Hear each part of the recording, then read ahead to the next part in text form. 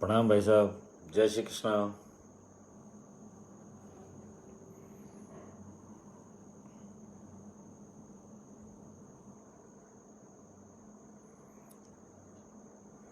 जी प्रणाम राजीव भाई साहब।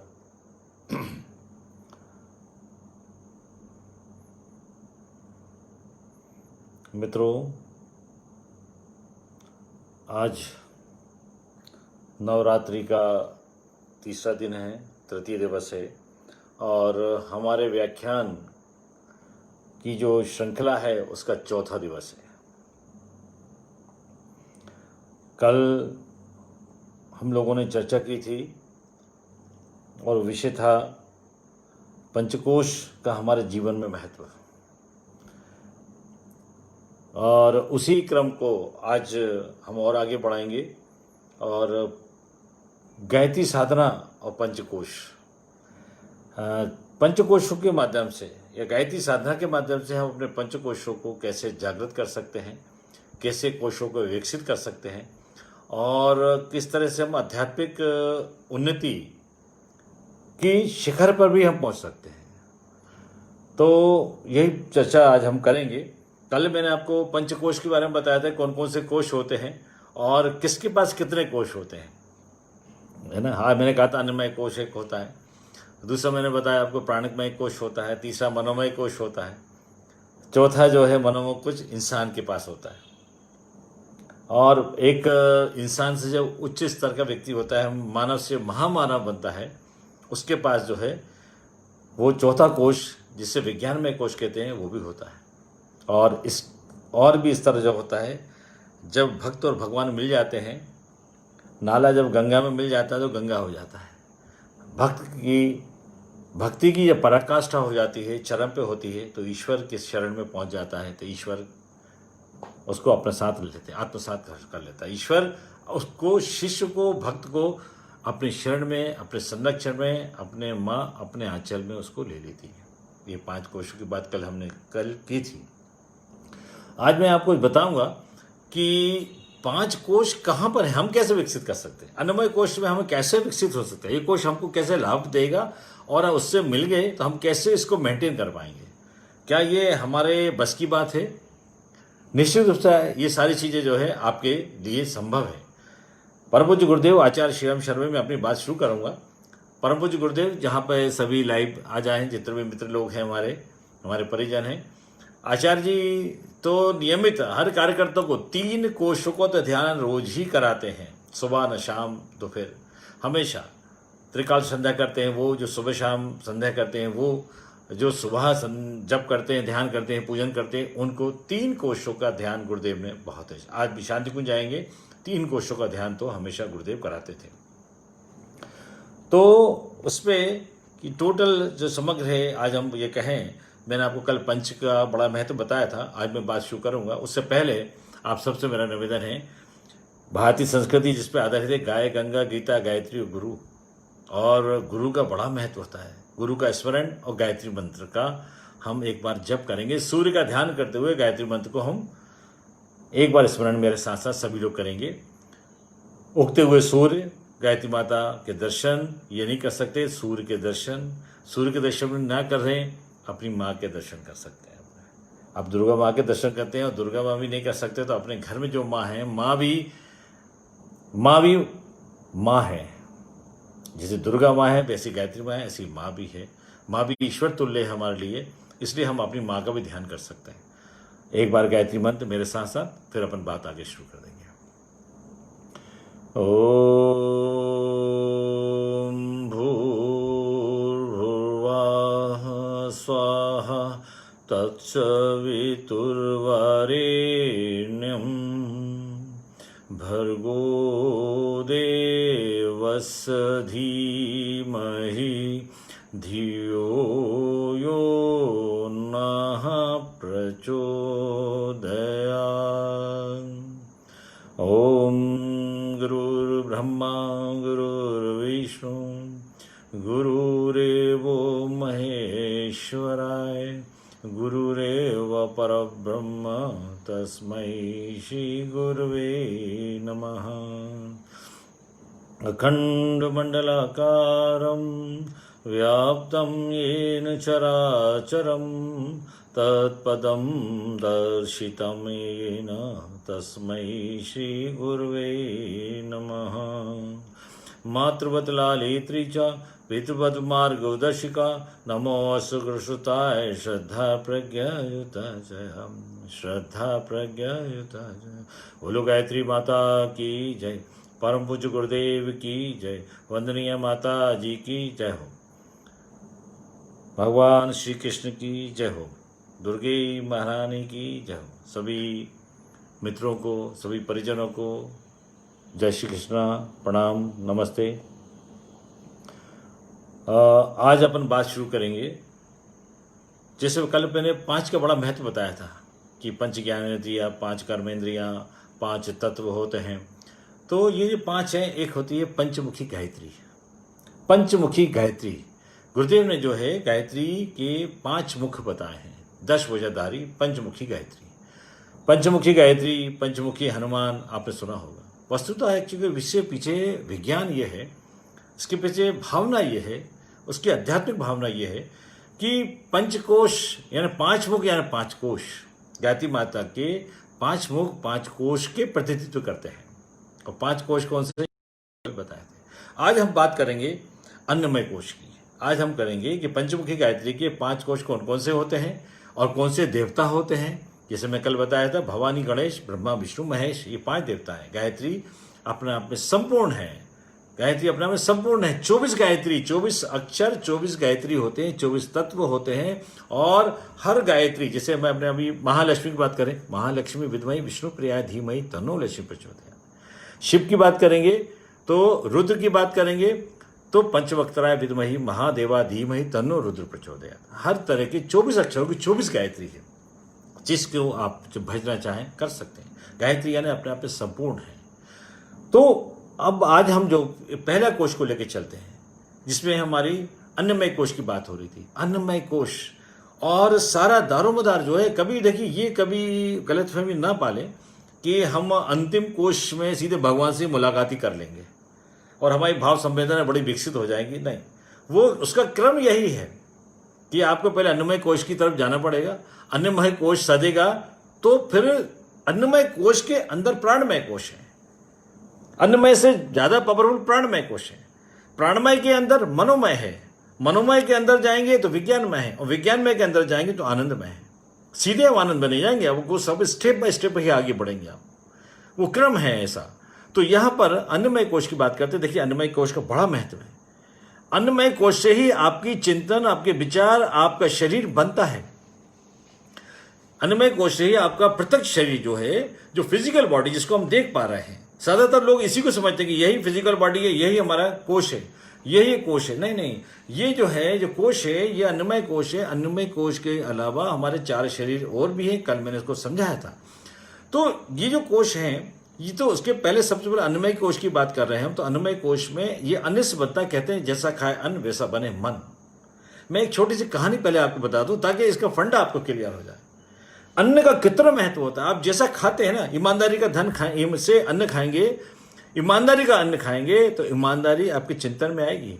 गलत धन, गलत पैसे से यदि गलत चीज खाएंगे तो इस दिशा में वो क्रम जो वैसे ही गलत बनेगा। मैं छोटी सी कहानी शुरू कहूंगा, इसके बाद से मैं आपकी बात अपनी शुरू करूंगा।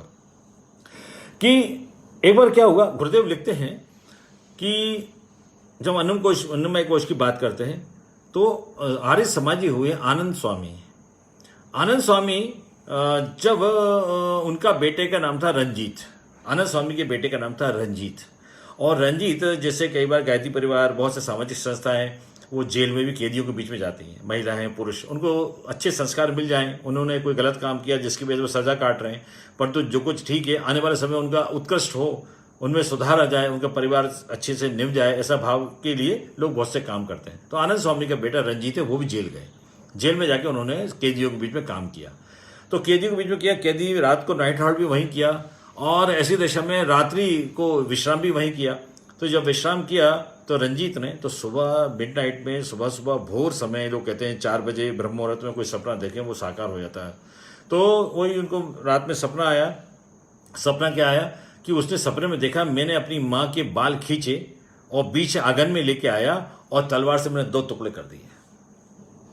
आनंद स्वामी का बेटा बड़ा आध्यात्मिक व्यक्ति का बेटा था रंजीत, परंतु उसने सपना क्या देखा, वो अपनी माँ के बाल खींच के लेकर आया बीच आंगन में और तलवार से उसने माँ के 2 टुकड़े कर दिए। नाम सुन के ही सिहरन उठती है कि ऐसा कैसे हो सकता है, व्यक्ति उसकी कल्पना भी व्यक्ति नहीं कर सकता, परंतु ऐसा हुआ। उसको सपना आया, सपने में उसने ये देखा कि उसने तलवार से अपनी माँ के 2 टुकड़े कर दिए। बहुत घबरा गया, बेचैन हो गया, पसीना पसीना हो गया। ऐसी दिशा में उसने अपने पिता को संदेश भेजा जेल से कि मैंने रात्र में बड़ा विचलित हूँ, बेचैन हूँ, आप यहाँ पर आए। तो आनंद स्वामी जो है फिर जेल पहुंचे तो उन्होंने कहा भाई क्या हुआ, कैसे बात, क्या हुआ? तो उन्होंने पूरा समझा। तो उसने बताया मैंने अपने सपने में अपनी माँ को देखा, मैंने ऐसे तलवार से बाल खींच के लेके आया बीच आंगन में, मैंने तलवार से 2 टुकड़े कर दिए। तो अच्छा, फिर उन्होंने देखा कि कल तुमने क्या किया, उन्होंने बताया हम इन सबसे मिले। अच्छा ठीक, रात्रि में क्या किया, उन्होंने सब भोजन किया। अच्छा भोजन किया, फिर उनका भोजन किसने बनाया था, उनका सब अलग अलग जो डेट्स हैं कि एक सप्ताह कोई कैदी की ग्रुप बना दिया कि 5 कैदी जो है 1 सप्ताह भोजन बनाएंगे, फिर दूसरे 5 कैदी आएंगे, ऐसा कुछ सिस्टम रहता है जेल में। तो उसमें जो है जिस कैदी की ड्यूटी थी तो उसने कहा खाना किसने बनाया, उसने कहा सब ये कैदी इसने रोटी बनाई। अच्छा तो ये बताइए कि तुम ये किस अपराध के जुर्म में या किस अपराध की वजह से तुम जेल काट रहे हो? तो उस अपराधी ने कहा कि फिर वो जेलर ने बताया कि साहब इसने अपनी पत्नी के बाल खींच के और बीच आंगन में ले गया था और वहां से 2 टुकड़े कर दिए थे अपनी पत्नी को। तो ऐसी दशा में ये बात समझ में आई कि जैसा खाए अन्न वैसा बने मन। किसके हाथ का खाया, किस तरह की चिंतन वाला व्यक्ति था, किस तरह की आदत वाला व्यक्ति था। तो उसने जिस व्यक्ति ने, जिस कैदी ने जिस अपराध की सजा भुगत रहा था, अपनी पत्नी का उसने मर्डर किया था, 2 टुकड़े कर दिए थे, बीच में आंगन में लाया था, उसके हाथ की रोटी किसने खाई? रंजीत ने खाई। और रंजीत ने खाई, उसका वो चिंतन विकसित हुआ, रात भर में उसका बेचैनी हुई और उतना सेंसिटिव बॉडी थी उसकी, आध्यात्मिक शरीर था, और यहाँ नेगेटिव थॉट्स पहुंचे, नेगेटिव अन्न पहुंचा, किसके हाथ का? कैदी के हाथ का भोजन गया। तो उसके मन में वही चिंतन आया और रात्रि सपने में वो दुस्वप्न देखा उसने। कहने का मतलब मेरा ये है कि ये चीज सामने आई कि कौन बना रहा है। इसलिए कहते अन्न को, संस्कारित अन्न खाना चाहिए। इसलिए हमारी ऋषि परंपराएं, हमारे पूर्वजों ने जो परंपरा दी है ना, होटलिंग कम से कम थी। आज इतने होटल्स बड़े हैं, इतने होटल में खाना खाते हैं लोग सप्ताह में। आज के ज़माने में यदि किसी को कि पहले किसी से कहो कि होटल में खाना खाना, अरे होटल में खाना खाना क्यों, घर में क्यों नहीं खाना? और आज के ज़माने में अगर यही स्थिति रही और महिलाएं और लोग घर में खाना नहीं खाए, होटल जाने का रही, तो आने वाली पीढ़ी कहेगी क्यों आज हमको घर में खाना है, हम तो रोज होटल में जाते हैं, होटल में रूटीन में जाना है। तो होटल में जब खाना खाएंगे, कौन व्यक्ति खिला रहा है, कौन व्यक्ति बना रहा है, कैसा संस्कार है उसका, कैसा उसका चिंतन है, कैसी उसकी आदत है, उस भाव से खाना बनाता है। और वो भाव वैसे ही विचार, वैसे ही अन्न जाता है, वैसे ही उसका चिंतन और वैसे ही काम होता है। कहने मतलब है अन्न का इतना फर्क पड़ता है खाने पीने। मैंने पहले दिन जब बात शुरू की थी, फर्स्ट डे नवरात्रि के 1 दिन पहले, तब मैंने कहा था कि अनुष्ठान के दिनों में खान पीन बहुत सात्विक होना चाहिए, प्रकृति के अनुसार सामने हो। कम से कम लीवर की, मैंने एक शब्द कहा था, मैंने कम से कम लोगों का हाथ उस खाने में लगा हो, वो सेवन करना चाहिए नवरात्र में। क्योंकि आप अनुष्ठान कर रहे हैं, आप साधना कर रहे हैं, आप ईश्वर के पास रोज बैठते हैं, तो उसमें रोज बैठने के साथ साथ जो है आपका चिंतन ईश्वर के पास बैठने का बने, ये चीज बहुत जरूरी है। और नहीं तो फिर क्या है, जो खाएंगे, जैसा खाए अन्न वैसा बने मन, तो मन भी वैसा वैसे ही बनेगा, वैसे ही चिंतन होगा, वैसी आदत पड़ जाएगी। तो ये चीजें जो है बहुत महत्वपूर्ण चीज है कि हमारा जो चिंतन है वो कब होगा, जब हम अच्छा अन्न खाएंगे। और अन्न खाएंगे, और दूसरी बात इसके अन्न के साथ मैं एक बात और कहूं, कहते हैं ईमानदारी का अन्न खाना चाहिए। ईमानदारी का अन्न, आपने किसी को दिल दुखा के पैसा कमाया है, आपने चोरी से धन लेके आए हैं, गलत तरह से पैसा कमाया है, और ऐसा पैसा कमाओगे तो वो उसकी बद्दुआएं उसमें लगी होंगी, वो आपका जो है वो आपको वो अच्छे संस्कार पैदा कर ही नहीं सकता वो अन्न। क्योंकि आपने अन्न कैसे खाया है, आपने अन्न जो है ईमानदारी का खाया है, समय पे खाया है, न्यूट्रिटिव खाया है, पौष्टिक खाया है, खाने योग्य खाया है। कितनी चीजें हैं जो खाने योग्य तो है, पर हम उसको इतनी खराब बना लेते हैं, उसको इतनी डीप फ्राई कर लेते हैं, इतनी उसके जो विटामिन हैं, उसके तत्व मूल्य वो नष्ट हो जाते हैं। क्या हमने ऐसा किया है? तो वो अन्न एक दिन 2 दिन ठीक, कभी कभी आपने बाहर का खा लिया, मैं ये नहीं कह रहा आपको, और मैं नहीं कहता कि मैं नहीं खाता, कभी कभी हम बाहर का भी खाते हैं, लेकिन अपनी आदतों को विशेष रूप से नवरात्रि में, उपवास के दिनों, व्रत के दिनों में, तीज त्योहारों में, और कोशिश करना चाहिए। कभी कभी की बात दूसरी, अदरवाइज हमें कोशिश आदत डालना चाहिए घर परिवार में ही भोजन बने, और भोजन बने एक चीज, भोजन समय पे करें, दूसरी चीज, और भोजन के साथ साथ जो है, जो हम भोजन कर रहे हैं, पैसा जो हमारा आ रहा है, वो ऑनेस्टी उसमें होना चाहिए, ईमानदारी उसमें होना चाहिए। यदि पैसा का, रिश्वत का, किसी को दुखी मन कर कर, किसी को तकलीफ देकर आपने किसी से पैसा लिया है, और वो पैसे से आपने अन्न खाया है, वो पीछे से आपने भोजन किया है, वो आज नहीं तो कल, कल नहीं तो परसों, वो चीजें आपके अंदर, आपके संस्कारों में, आपके चिंतन में वो चीज डेफिनेटली आएगी। जब एक रात का भोजन करके कैदी का हाथ का, तो व्यक्ति के मनस्थिति बदल जाती है, रात को जो सोता है दुष्चिंतन, दुस्वप्न उसको आता है, तो ये कैसे है, ये आपको बता रहा है। उसी तरह से, क्योंकि क्या होता है कि जैसे खाने पीने की बात कर रहे हैं हम लोग, पानी, अब आप पानी गंगा जल कहलाते हो, कहां से लाते, हरिद्वार जाते के लाके कहलाते हो, कहां पर तीर्थ स्थल पर जाते हैं और वहां से रज लाते हैं, वहां से हम जल लेकर आते हैं। क्यों, वहां से क्या खास बात लेके आ रहे हैं?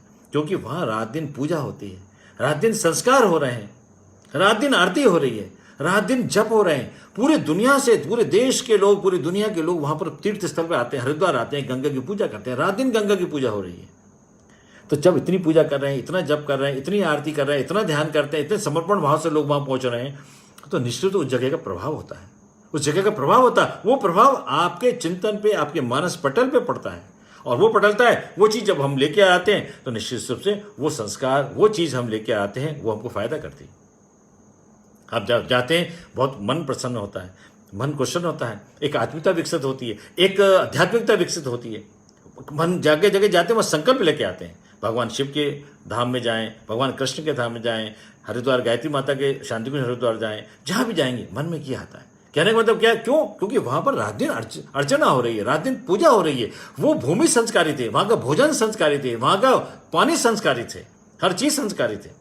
जब वो संस्कारित है, तो जैसा अन्न खाएंगे वैसा बनेंगे, वैसा मन में विचार भी आएंगे। कई बार हम लोग देखते हैं, शांति को जब जाते हैं, घर पे यहाँ सोचते हैं कुछ, वहां जाते हैं इरादा ही बदल जाता है। वहां ऐसी गति आती है, इतनी एनर्जी आती है, और ऐसे ऐसे कंस्ट्रक्टिव थॉट्स आते हैं कि अपने ये करेंगे, ऐसा करेंगे, दो करेंगे, बहुत से तरह के विचार आते हैं, और वो परिपूर्ण भी होते हैं, वो संकल्प पूरे भी होते हैं। कहने का मतलब वो स्थान का प्रभाव होता है, और स्थान का प्रभाव ना हो तो फिर जाए क्यों तीर्थ में? ऐसे पवित्र स्थान में क्यों जाए? वो जाता है इसलिए कि वहां पे होता है। अब सवाल ये है, ये अन्नमय कोश बड़ा महत्वपूर्ण है, इस बात पे बहुत गहराई से ध्यान रखना पड़ेगा, इसको बहुत लाइटली मत लीजिए इसको। अब मैं आपको बहनों की तरफ आता हूं, महिलाओं की तरफ आता हूं। किचन में खाना बनाए, किचन में खाना बना रहे, कहते हैं ना, एक संस्कारित भोजन। जब किचन में भोजन कर बनाते हैं, तो हमारी माँ भोजन बनाती है, बहन भोजन बनाती है, पत्नी भोजन बनाती है, और कभी कभी यदि लेडीज नहीं है तो जेंट्स खाना बनाते हैं। पिता खाना बना रहा है बेटे के लिए, बेटी के लिए, तो वो खाना बनाता है, उसका भाव है अपने परिजनों के लिए, अपने परिवारजनों के लिए, अपने बच्चों के लिए खाना बना रहा हूं। खाना अधिकार 99% तो हमारी बहनें ही बनाती हैं, महिलाएं बनाती हैं, पर तो वो जो खाना बनाती है उनका भाव बहुत पॉजिटिव होना चाहिए। कहते हैं आध्यात्मिक वातावरण होना चाहिए। किचन को पूजा स्थल की तरह से कम मत समझो, आप किचन को पूजा स्थली से कम ना समझे। आप जैसे खाना बना रहे, मैं नहीं कर रहा वहां भजन करने लोग, आरती करने में, ये नहीं कर रहा। मेरा कहने का मतलब हल्के से भजन ही लगा दिया आपने, गायत्री मंत्र की एक वो धुन आती है, वो साउंड वाइब्रेशन है, वो पॉजिटिव आएगी, वो सुनते भी रहेंगे और खाना भी बनता रहेगा। ये भोजन संस्कारित हो गया हमारा। आप बच्चे के लिए खाना बना रहे, उस भाव से बनाइए, अच्छे भाव से बनाते हैं ना, इसलिए वो बीमार नहीं पड़ता। घर में हम लोग क्यों बीमार नहीं पड़ते? बीमार कभी कभी पड़ते हैं, रोज बीमार नहीं पड़ते। अभी होटल में 7 दिन तक आप खाना खा के देख लीजिए, 7 दिन तक खाना खा लीजिए, 8वें दिन कहेंगे भैया यार जो कुछ है हम घर में बना लेंगे, कुछ नहीं बनाएंगे, चावल ही बना लेंगे, दाल चावल खा लेंगे, खिचड़ी खा लेंगे, दलिया खा लेंगे। क्यों? होटल में खाना वो किस भाव से बना है, वो महत्वपूर्ण चीज है। किसने बनाया? कोई विद्वान महात्मा ऋषि तो खाना बना नहीं रहा है वहां होटल में। तो वो चीजें, यही बात आती है कि हमको हमें संस्कारित भोजन करना चाहिए, घर में भोजन करना चाहिए, ईमानदारी का भोजन करना चाहिए, समय पर भोजन करना चाहिए, सात्विक भोजन करना चाहिए। और एक कहा जाता है भोजन के लिए ऋत भोग, हित भोग, मित भोग। ऋत भोग यानी ऋतु के अनुसार खाना चाहिए। मित भोग यानी थोड़ा कम खाना चाहिए, आधा, गुरु जी तो हमारे लगते हैं आधा पेट खाना चाहिए, आधा पेट खाना खाओ और 1/4 उसमें पानी और 1/4 एयर के लिए उसमें जगह होना चाहिए। गुरुदेव तो कहते थे आधा खाना खाओ। गुरुदेव ने 27 साल एक रोटी से जीवन निकाला, एक रोटी और छाछ, 27 वर्ष तक कठोर जी तप किया उन्होंने।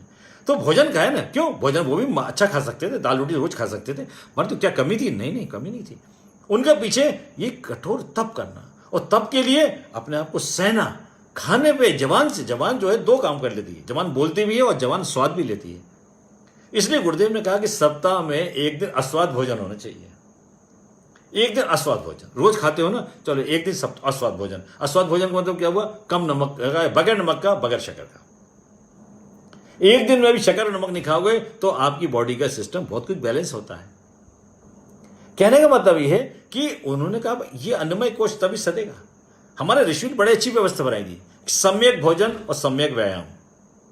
सम्यक उचित भोजन और उचित व्यायाम। उचित भोजन है खाने पीने में आप लोग जो रीजनेबल है वो खाओ, जो ऋतु की चीज है वो खाओ, जो प्रकृति ने दिया वो खाओ।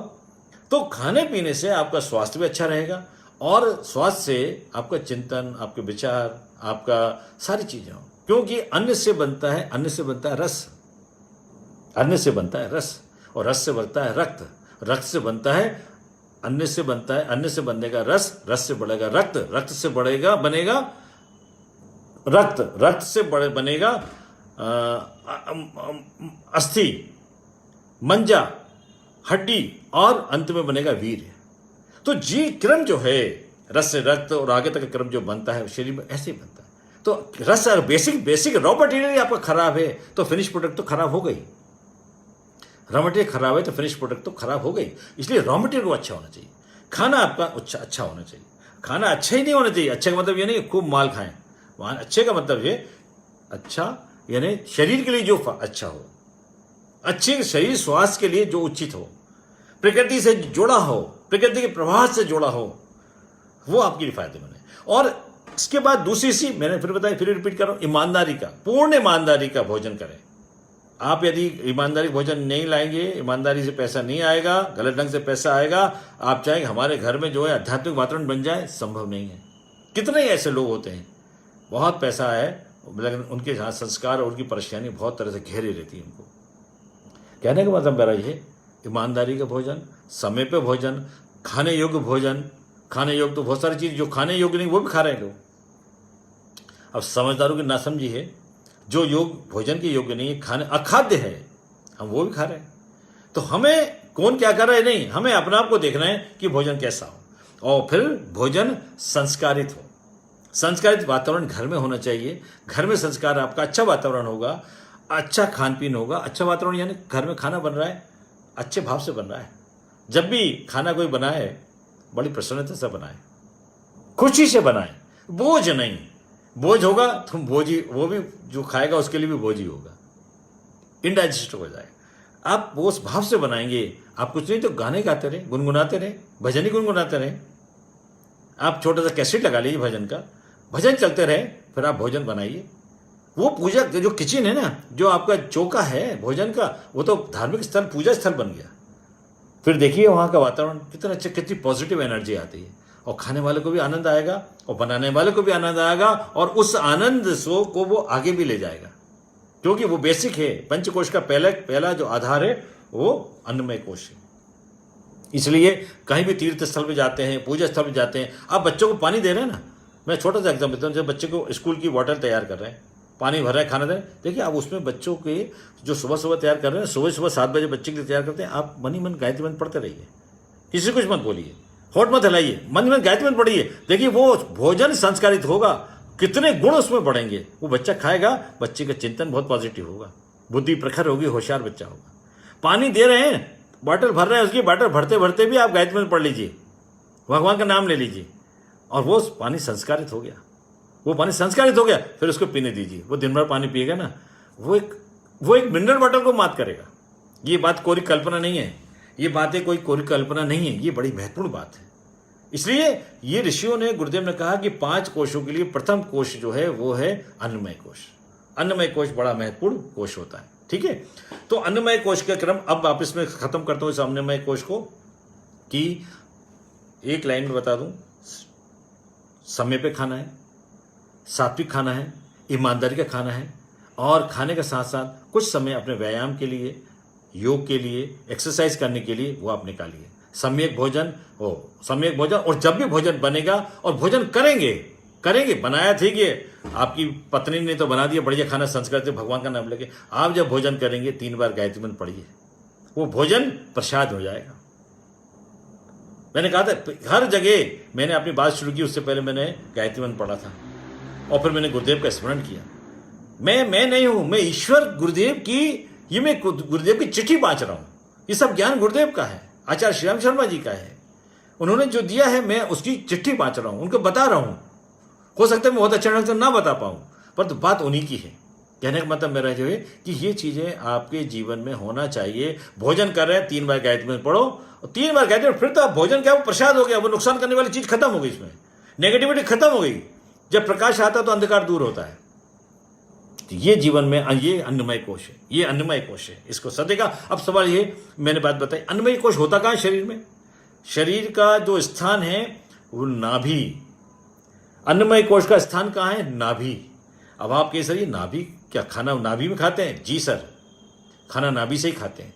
जब आपका जन्म नहीं हुआ था, इस धरती पे नहीं आए थे, तो आपकी मां के नाभि से आप जुड़े थे, और मां खाना खाती थी, उस नाभि से भोजन आपको मिलता था। जब आपका मुंह नहीं बना था, ना तालू बना था, ना मुंह खुला था, तब आपको भोजन मिल रहा था। किससे मिल रहा था? आपकी मां की नाभि से आप जुड़े थे, और आपको भोजन नाभि के माध्यम से मिल रहा था।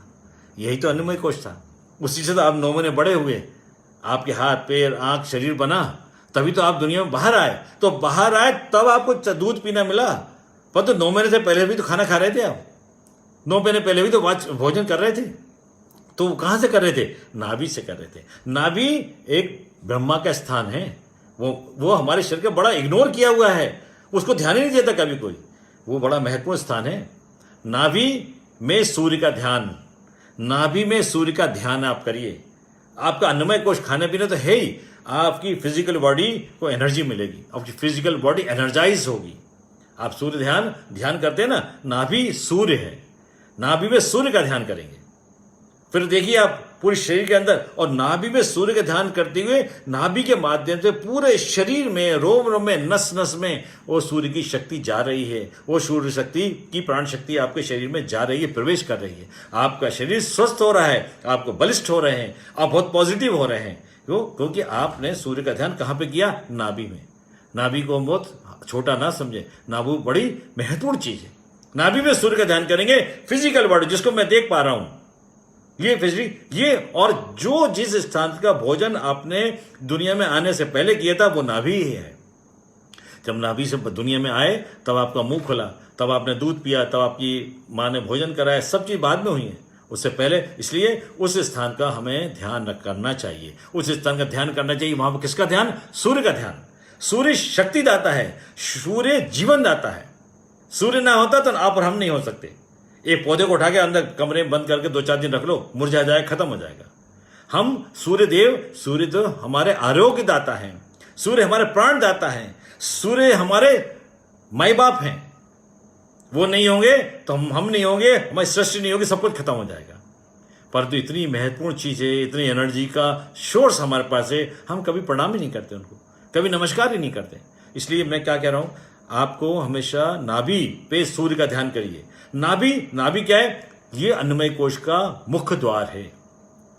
नाभि अन्नमय कोश का मुख्य द्वार है। नाभि अन्नमय कोश का मुख्य द्वार है। इस द्वार से ही पूरे शरीर में नस नस में प्राण जाएंगे, आपकी एनर्जी मिलेगी आपको। और इसके बाद आओगे सर मुंह में तो ना, हम नाभि में तो खाना नहीं खाते। हाँ, नहीं खाते, खाना आप मुंह में खाते हैं। तो इसका स्थान कौन सा? अन्नमय कोश का स्थान क्या है? स्थान नाभि है, और नाभि नहीं पूरा शरीर इसका स्थान है। क्यों? क्योंकि खाना मुंह में खाते हैं। ध्यान सूर्य का करेंगे, इस नाभि से पूरी शरीर आपको एनर्जाइज होगा, पूरे शरीर में प्राण बढ़ेंगे, सूर्य की शक्ति बढ़ेगी। पर तो खाना कहाँ खाएंगे? अन्नमय कोश में। रोटी कहाँ खाएंगे? मुख में। मुख से वो जाता है पेट में, इंटेस्टाइन में, वहां से पचता है, फिर रस बनता है, रस से फिर रक्त बनता है, वो आगे की बात शुरू होती है। कहने का मतलब है कहाँ गया? तो पेट में गया। पेट से क्या हुआ? रस कहाँ गया? पूरे शरीर में रस गया। रक्त कहाँ गया? पूरे शरीर में। ऐसा नहीं एक हाथ में रस आ गया, रक्त यहाँ आ गया, बाकी कहीं नहीं, नहीं नहीं, ऐसा नहीं है। पूरे शरीर प्रोपोर्शनेट जो है विकसित हो रहा है। कहां से? मुख से। मुख से तो इसका मतलब क्या हुआ? क्या मुख्य स्थान है अन्नमय कोश का? नहीं, मुख्य भी है, लेकिन मुख्य के साथ पेट भी तो है, ये नस नस भी तो है, पूरा शरीर इसका स्थान है। तो हमें पूरा शरीर हमारा अन्नमय कोश से बनता है। ये अन्नमय कोश बड़ा महत्वपूर्ण कोश है, इसको जागृत करना चाहिए, इसको एनर्जाइज करना चाहिए। इसका खान पीन के लिए जैसा हमें नियम है वैसा हमें करना चाहिए। जो विद्वानों ने कहा है, जैसा खाए अन्न वैसा बने मन। आप अन्न खाइए, जैसा अन्न खाएंगे वैसे ही आपका मन बनेगा। और यदि संभव हो तो एक दिन उपवास करें, एक दिन उपवास करें, फलों पर रहें। एक दिन आप चाहें तो आप बगैर नमक का, बगैर शक्कर का भोजन करें। अस्वाद भोजन जैसे कहता है, अस्वाद भोजन करते करते ऐसा हो जाता है कि वो स्वाद आने लगता है उसमें। मैंने भी एक बार करके देखा था। अस्वाद भोजन है, यानी अस्वाद करते करते जैसे लौकी खाएंगे, हल्की उबली लौकी खाएंगे, जिसमें बहुत स्वाद चटपटा हो वो नहीं खाएंगे, बहुत घी तेल हो वो नहीं खाएंगे। करके देखिए, कुछ दिनों 5-7 दिनों इतनी अच्छा लगेगा आपको, इतना अच्छा फील गुड होगा, तो आप कहेंगे नहीं, वो अस्वाद में आपको स्वाद आने लगेगा, अस्वाद में स्वाद आ जाएगा। तो ये चीज हम जैसी आदत डालते हैं वैसा बनता है। धीरे धीरे, मैं ये नहीं कह रहा कल से बंद करो, धीरे धीरे आप कम करिए, होटलिंग कम कर दीजिए, बाहर का खाना कम करिए, घर का खाना बढ़ाइए, सात्विक भोजन करिए, टाइम से खाइए। जैसे 1 बजे टाइम है तो 1 बजे खाना खाना है, 2 बजे का टाइम है तो 2 बजे खाना खाना है, इस समय नाश्ता करना है, नाश्ता करना है, टाइम से खाइए। और साथ में थोड़ा सा व्यायाम, वॉक करना, थोड़ा सा व्यायाम हल्का फुल्का जरूर करना चाहिए मित्रों। ये क्योंकि ये बड़ी बहुत महत्वपूर्ण चीजें हैं और इतना टाइम टेकिंग है, इतना आसान नहीं है। और मैं शॉर्ट में समझाऊंगा तो वो आपको मजा भी नहीं आएगा। तो अभी बात चली अन्नमय कोश की। अन्नमय कोश पर ऊपर चलते हैं और आगे चलते हैं, इसे फिजिकल बॉडी कहते हैं। दूसरी चीज है प्राणमय कोश। प्राणमय कोश यानी अन्नमय से ऊपर एक से दूसरा ज्यादा पावरफुल है, दूसरे से तीसरा और ज्यादा पावरफुल है, तीसरे से चौथा ज्यादा पावरफुल है, और चौथे से पांचवा और ज्यादा पावरफुल है। हम दूसरे कोश की तरफ आ रहे हैं, उसे कहेंगे प्राणमय कोश, उसे कहेंगे हम प्राणमय कोश। प्राणमय कोश यानी अगर प्राण है तो हम हैं, प्राण है तो हम बोल रहे हैं। हम कौन बोल रहे हैं? बोलने वाली एक शक्ति है, वो प्राण शक्ति जो बोल रही है। शरीर है आपका, हम बैठे हुए हैं, आप हमको सुन पा रहे हैं, अगर प्राण निकल जाएंगे तो मैं क्या बोलने वाला, मैं तो मिट्टी हो जाऊंगा। वो मेरा शरीर किसी काम नहीं रहेगा, कोई एक्टिविटी नहीं है, कोई मूवमेंट नहीं है, प्राण नहीं है तो प्राण खत्म। तो प्राण जो है, ये प्राण जो है इतनी महत्वपूर्ण चीज है। शरीर के अंदर प्राण ना हो, जैसे इलेक्ट्रिसिटी है तो अपन जो है मोबाइल में चार्ज है तो मोबाइल चल रहा है, इलेक्ट्रिसिटी ट्यूबलाइट चल रही है, एसी चल रहा है, पंखा चल रहा है। ये कब तक चल रहा है? जब तक बाहर से इलेक्ट्रिसिटी मिल रही है। बाहर से इलेक्ट्रिसिटी बंद हो गई, सब बंद हो जाए, किसी काम के नहीं। जब तक प्राण है तब तक शरीर बहुत बढ़िया है। जहां प्राण नहीं हुए वो शरीर खत्म, वो शरीर मिट्टी, थोड़ी देर में बदबू आने वाले लगेगा। भैया कहेंगे ले जाओ उसको, जलाओ, यहां से ले जाओ, जल्दी जल्दी सबको बोला। एक दिन बड़ी देर रखना पड़े तो फिर उसको फिर हम वहां पर रखते हैं हॉस्पिटल में, भाई चल ले जाओ मर्क्यूरी में रखो, 2 दिन वहां रखना पड़ेगा। तो ये सब नौबत कब आती है? इसलिए मैं कह रहा हूं प्राणमय कोश।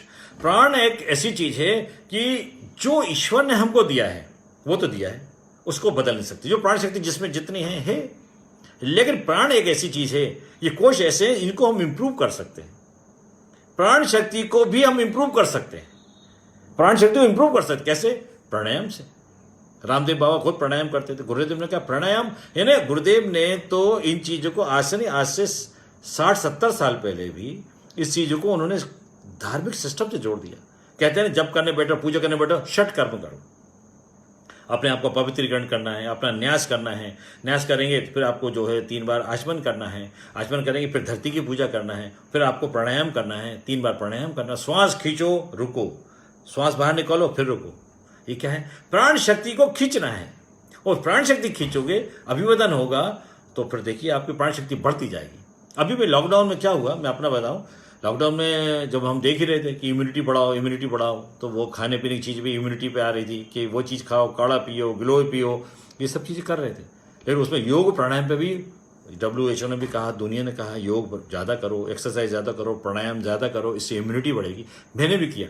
मैं उस समय मेरे शुरू जब मैंने प्राणायाम तो वैसे मैं करता था, पर तो मैं श्वास रोकने की प्रयास नहीं करता था। मैंने प्रयास किया शुरू में, तो मैं जब किया तो मैंने 1 मिनट सांस रोकी, पर तो बाद में धीरे धीरे 2.5 मिनट तक सांस रोक सकता था मैं। 2.5 मिनट यानी 150 सेकंड के आसपास मैं उसको सांस को रोक लेता था। ये क्या हुआ? ये अभ्यास से हुआ। और प्राण शक्ति है ना, आपने श्वास रोक ली, उतनी श्वास को उस बीच में आप 4-5 श्वास ले लेते, 5 श्वास ले लेते, परंतु अब कितनी ली? 1। तो मेरी कितनी बच गई? 4। 1 मिनट में मेरी 4 श्वास बच गई। तो मेरे दिन भर में कितने मिनट? 60 मिनट। 1 घंटे के और 24 घंटे कितने मिनट? और 1 में श्वास। तो धीरे धीरे अभ्यास करेगा व्यक्ति तो श्वास की गति उसकी स्लो हो जाती है और उसकी ऑक्सीजन उसकी बॉडी में सेव होती है, उसमें प्राण शक्ति बढ़ती है। उसका कहीं जरूरत पड़ी तो उसको उपयोग कर सकता है। तो यहां पर जो मैं बात कर रहा हूं आपकी प्राणायाम की माध्यम से, दुनिया ने प्राणायाम के माध्यम से एक दुनिया को एक संदेश दिया कि कैसे प्राण शक्ति का अभिवर्धन होता है। तो वो 5 प्राणायाम में उधर नहीं जा रहा हूं। वो 5 प्राणायाम कौन से? जो रामदेव बाबा कराते हैं। कपालभाति कीजिए, भस्त्रिका कीजिए, ये जो ओमकार की ध्वनि का वाला प्राणायाम करें, ये आप 5 प्राणायाम जो उसको मैं आपको, वो चीज कॉमन है, वो चीज आप करिए। आप उससे करेंगे तो आपकी प्राण शक्ति बहुत बढ़ेगी। और प्राण शक्ति बढ़ेगी तो आपको क्या फायदा होगा? शरीर में जो भी कुछ होता है, जो कमिटमेंट होते हैं, जो संकल्प होते हैं, बड़ी सोच होती है, ऊंचे काम होते हैं, बड़ा काम करता है, समाज के लिए जीता है, वो व्यक्ति प्राणायाम की शक्ति से ही करता है। जिसके अंदर प्राण नहीं है उसका हाथ जरा सा कुछ कहने में धूजने लगेगा, शरीर कपने लगेगा। और जिसमें जितनी प्राण शक्ति होगी वो बड़ा काम करेगा, किसी चीज डरेगा, निडर होगा, उसका तेज होगा, उसका ओज होगा। तेज बढ़ेगा तो क्या होगा? उत्साह, उमंग। वो तेज बढ़ने से क्या होता है? ओज, तेज और वर्चस्व, ये चीज बढ़ती है उसमें। ओज बढ़ेगा और उत्साह बढ़ेगा, उमंग बढ़ेगी, खुशी बढ़ेगी, प्रसन्नता बढ़ेगी उसकी। ये ओज बढ़ता है। ओज बढ़ता है तो दूसरे तेज भी बढ़ता है। तेज क्या? तेज बढ़ता है तो क्या होता है? ओज से, खान पीन से भी ओज बढ़ता है। अच्छी चीज खाएंगे ओज बढ़ता है। और तेज कैसे बढ़ता है? तेज प्राणायाम से बढ़ता है। श्वास को खींचना फिर रोकना, श्वास को बाहर निकालना फिर रखना। श्वास को खींचना यानी प्राण को खींचना, सूर्य की शक्ति को खींचना, पूरी सृष्टि में प्रवाह। प्राण खींचना मतलब चारों तरफ गंगा जल है, मान लो गंगा की एक धारा जा रही है, एक नहर गंगा की निकली है, वहां से बह रही है। आप अपना पाइप लगा लो और लगा लो, मोटर लगा लो, आपके खेत में पानी आ जाएगा। पानी तो बह रहा है, जिसको चाहिए पानी लगा लो, मोटर लगाओ, अपने घर में खेत में पानी आ जाएगा। कब होगा? फिर गंगा जी तो बह रही है, आप नहीं लगाओ, गंगा जी तो चली गई। प्रभात तो चारों तरफ प्राण का है। सूर्य तो रोज उदय हो रहा है, वो तो शक्ति के लिए बाहर निकल ही रहा है, आपको दर्शन दे रहा है वो। लेकिन हम दर्शन करने के लिए तैयार ही नहीं है। हम दर्शन करना ही नहीं चाहते सूर्य के। सुना, जीवन दाता है। कोई व्यक्ति एक चाय पिला देता है ना, हम उसके ऋणी हो जाते हैं। और हम सूर्यदेव वो जीवन दे रहे हैं, मगर हम उनके ऋणी क्या है? उनको हम देखते भी नहीं है, सलाम भी नहीं करते, उनको नमस्ते भी नहीं करते, उनको प्रणाम भी नहीं करते हम। मैं ये नहीं कह सब नहीं करते, लेकिन बहुत सारे लोग ऐसे हैं जो इस बात पे ध्यान ही नहीं देते। तो प्राण शक्ति का अभिवर्धन प्राणायाम से होता है। और प्राण शक्ति जब बढ़ती है, ओज बढ़ता है, तेज बढ़ता है। जब तेज बढ़ता है, चेहरे पे चमक आती है, तेज पे चमक आती है, उत्साह आता है, बड़े काम करता है, कमिटमेंट करता है, संकल्प लेता है। संकल्प वो जिसका विकल्प नहीं, सोच लिया मुझे ये करना है, वो करना है। ये कब होगा? जब प्राण शक्ति होगी। नहीं तो अपने क्या कट रही है, जी रहे हैं, गुजर रही है, आए और कितने घंटे सो रहे हैं? 12 घंटे। सोते सोते थक गए तो फिर सो गए, सोते सोते थक गए तो फिर सो गए। हमारे प्रधानमंत्री कहते हैं ना 2 घंटे 3 घंटे सोते हैं। परम पूज्य गुरुदेव भी 2 घंटे सोते थे। 2 घंटे सोने का शरीर है, इसको जैसी आदत डालो, 6 घंटे सोने की आदत डालोगे 6 घंटे में सोएगा, पूरी नींद पूरी होगी। 8 घंटे सोने की आदत डालोगे 8 घंटे में होगा। 10 घंटे की आदत डालोगे 10 घंटे में पूरी होगी नींद। आप क्या करना चाहते हो? शरीर को जैसा चाहो वैसा डाल सकते हैं। यानी आपका प्राणायाम से मनोबल बढ़ता है, प्राण शक्ति बढ़ती है, ऊर्जा बढ़ती है। ये चीज वो आपको भविष्य में क्या बनना है, जो बनना है ना वो बन के रहेंगे। सोच लिया मुझे बनना है, करके ही रहूंगा मैं। ये मुझे करना है, करके ही रहूंगा। मुझे इतने घंटे पढ़ना है तो मैं पढ़ के ही उठूंगा। ये क्या है? ये आपके अंदर जज्बा पैदा होना चाहिए।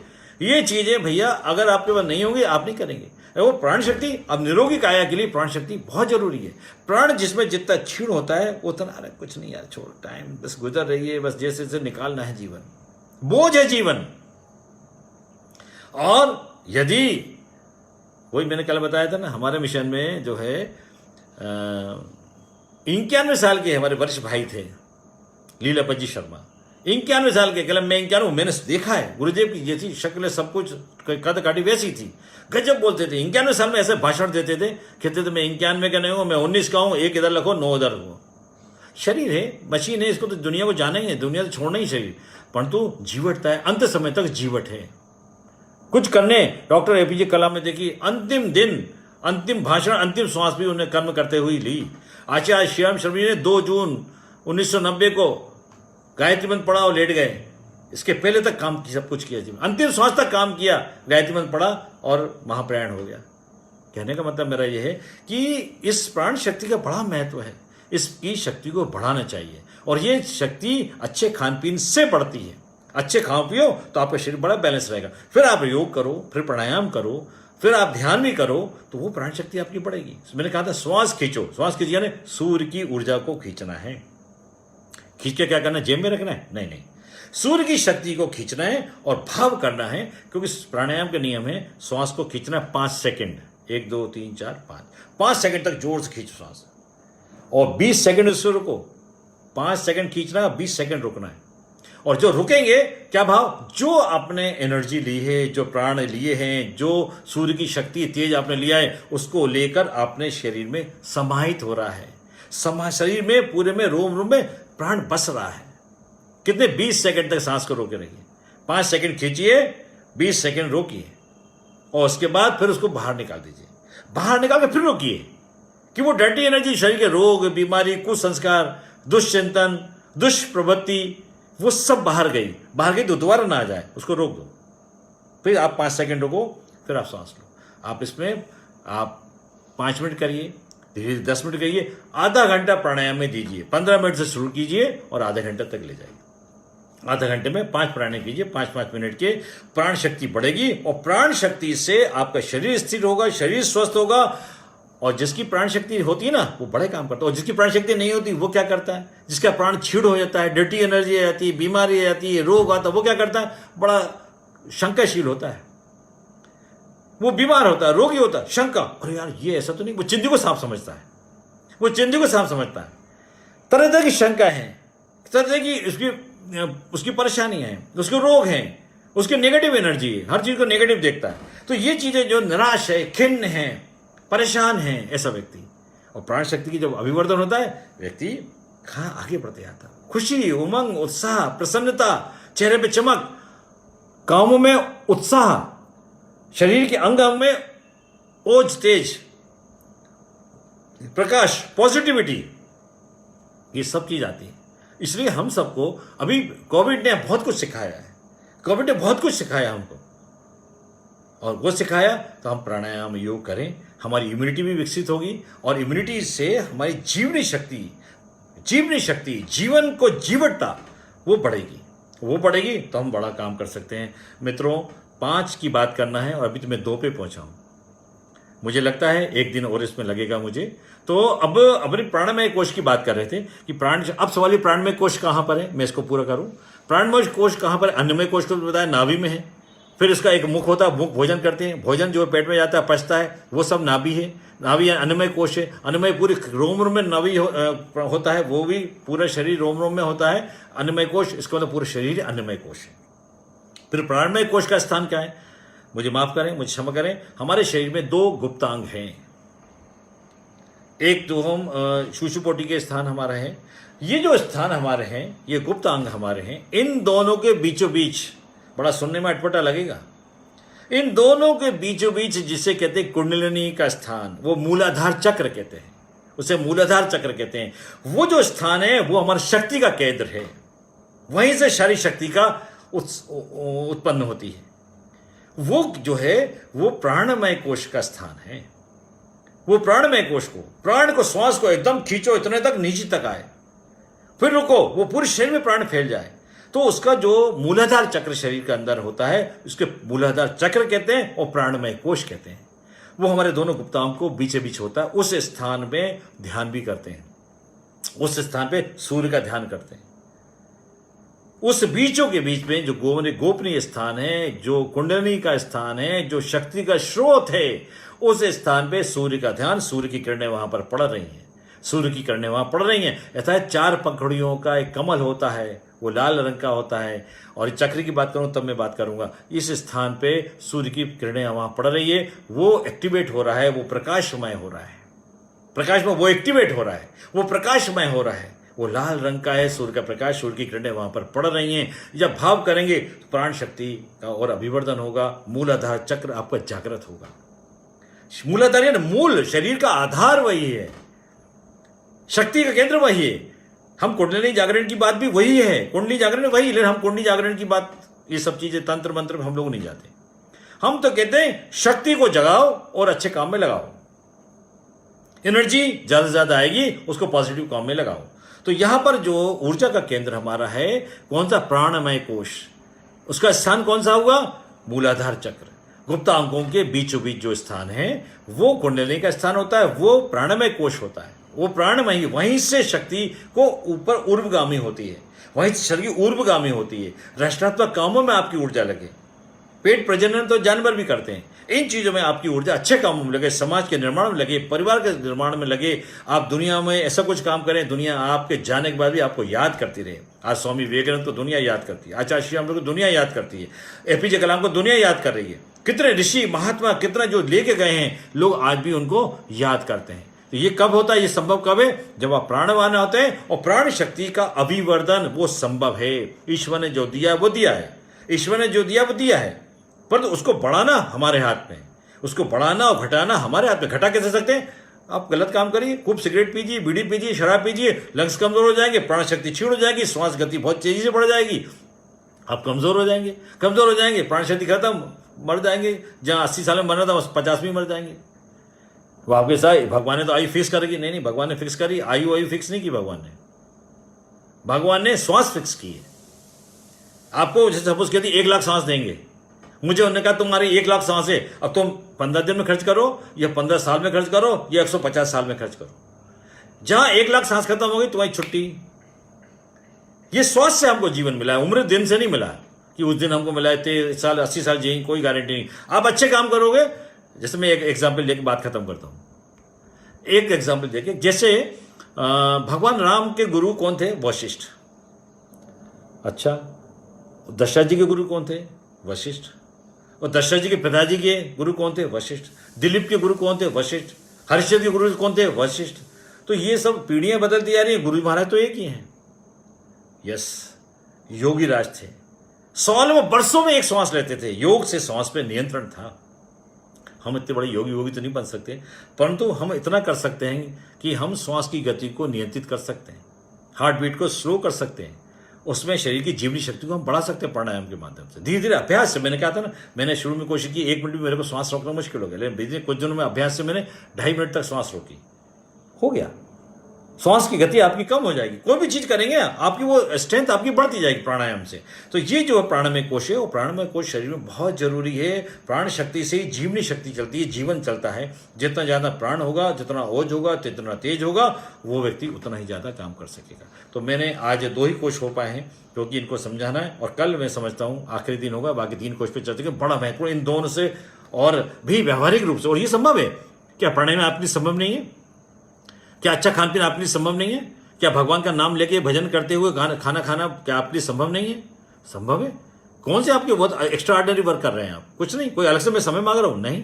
आप तो घर पे खाना बना रहे हैं, गाना ना सुन के, फिल्मी गाना ना सुन के आप बढ़िया से भजन करते रहिए। भजन की प्रैक्टिस हो जाएगी, गाना भी याद हो जाएगा। और नहीं तो वो आप तो इस गाना नहीं आता तो आप छोटा सा वो इंस्ट्रूमेंट आता है, हमारे गायत्री परिवार में मिलता है, बाजार में मिलते हैं, गायत्री मंत्र पढ़ रहा है, महामृत्युंजय का मंत्र पढ़ रहा है, ओम नमो भगवते वासुदेवाय कर, आप वो कर सकते हैं। ये चीज अलग से कुछ नहीं करना, बस जो है थोड़ा सा सुधार करके व्यवस्थित करना है, थोड़ा सा करेक्शन करना है। करेक्शन से आपको उसका लाभ मिलने पड़ेगा। आप पानी पी रहे हैं, 1 गिलास पानी पी लेते, गायत्री मंत्र पढ़ लो, उठा के पी लो, कौन मना कर रहा है? फिर देखिए वो जल देंगे, चढ़ना मत बन गया। बस यही मैंने आज बात करना था कि अपने 2 कोश हुए हैं। कल अपने मनोमय कोश इन सब का बाप है, इनका बाप है। और मनोमय कोश का भी दादा है, वो है विज्ञानमय कोश। और इन सब के जो सर्वशक्तिमान होगा, ईश्वर तुल्य होगा, वो हमारा कोश होगा 5वां। और 5वां है आनंदमय कोश। भक्त और भगवान जब मिलते हैं तो आनंद होता है। मित्रों, 2-3 मिनट ज़्यादा ही हो गए, मैं आपसे विदाई लाऊंगा। और आप सबको नवरात्रि के अनुष्ठान, नवरात्रि का जप, मैं बार बार कहता हूँ, भगवान का पास शरण घाटे का सौदा नहीं है, भगवान का आनंद। क्योंकि दुनिया में सब कुछ जो है आप करना चाहते हैं, बड़े ऊंचे पद पे जाना चाहते हैं, कुछ अच्छा डिग्री हासिल करना चाहते हैं, जीवन में कुछ अद्वितीय करना चाहते हैं, वो सब संभव है परमात्मा के पास बैठकर। गायत्री मंत्र कामधेनु है, कामधेनु गायत्री मंत्र पारस है, कल्प वृक्ष है। जो सोचेंगे वो मिलेगा, जो चाहेंगे वो होगा। और ये सब चीज़ें आपके लिए आध्यात्मिक जीवन का दृष्टिकोण होना चाहिए, अध्यात्म जीने का तरीका आध्यात्मिक होना चाहिए, खान पीन आध्यात्मिक होना चाहिए, सुबह से उठने का रात तक का क्रम आध्यात्मिक होना चाहिए। ये सब चीज़ जीवन में हुई तो आपका आमूल परिवर्तन होगा। मित्रों, मैं अपनी वाणी को विराम देता हूँ। आप सबको नवरात्रि की और शुभकामना देता हूँ। भगवान करे आपके सारे मनोरथ पूरे हों और आप भगवान के पास खूब मन लगा के एकाग्रता से, आप और भगवान के बीच में कोई ना हो। जब आप भगवान के पास बैठे, भगवान भक्त, जब आप जप करते रहिए, वो आपके पास आए और आप उसके पास जाओ, दोनों का आदान प्रदान शुरू हो जाए। असंभव नहीं है, संभव है। मैं अपनी वाणी को विराम देता हूँ। आप सब ने मुझे, ये मेरा सौभाग्य है कि आज सबसे मैं बात कर पाता हूँ। ये जो ज्ञान है, ये परम पूज्य गुरुदेव आचार्य श्री राम शर्मा जी का ज्ञान है। उन्होंने कहा, एक बात कह के आखिरी बात कहूँ, याद आई मुझे। गुरुदेव कहते थे, ये प्रेस की काली स्याही से साहित्य नहीं लिखा गया है, मेरे खून के आंसुओं से, मेरे 65 वर्ष का तप जो मैंने किया है, 65 वर्ष, 15 साल की उनकी आयु थी, 80 साल में महाप्राण हुआ। 65 वर्ष जो कुछ मैंने तप किया है, जो मैंने शक्तियाँ पाई हैं, वो सब इस साहित्य में सींची है। जो पढ़ेगा बदले हुआ रह नहीं सकता, उसका चिंतन बदलेगा, उसका विचार बदलेगा, शैली बदलेगी, उसका सब कुछ बदलेगा। क्योंकि ये क्रांति के पीछे एक गिरेंगे 100 पैदा होंगे। 3200 किताबें इसलिए लिखी है, जीवन की हर समस्या में उन्होंने किताब लिखी है। और किताब मूल्य बड़े महंगे नहीं है, 2 रुपये की किताब। आज की जब 10 रुपये की चाय मिलती है, किताब का मूल्य 1 रुपया भी है, 3 रुपये भी है। हारिना हिम्मत 3 रुपये की किताब है। कितना करोड़ों लोगों ने, लाखों लोगों ने इसको अपनाया। कितने लोग ऐसे हैं जो गुरुदेव को जानते ही नहीं थे, लेकिन उनका साहित्य पढ़ा। ये कौन व्यक्ति है जिसने ये साहित्य लिखा है, वो विचार रखें, उनसे जुड़ गया। करोड़ों लोग उनके जुड़े हुए हैं किसी उनके साहित्य से। मित्रों, स्वाध्याय पर गुरुदेव ने बहुत जोर दिया है हमको। जो बात कह रहा हूं मैं कि ये प्रेस की स्याही से नहीं लिखा है, खून के आंसुओं से लिखा गया साहित्य है। जो पढ़ेगा बदले बगैर रह नहीं सकता, उसका चिंतन मतलब यही ज्ञान है जो मैं आपको बता रहा हूं कि ये गुरुदेव का ज्ञान है।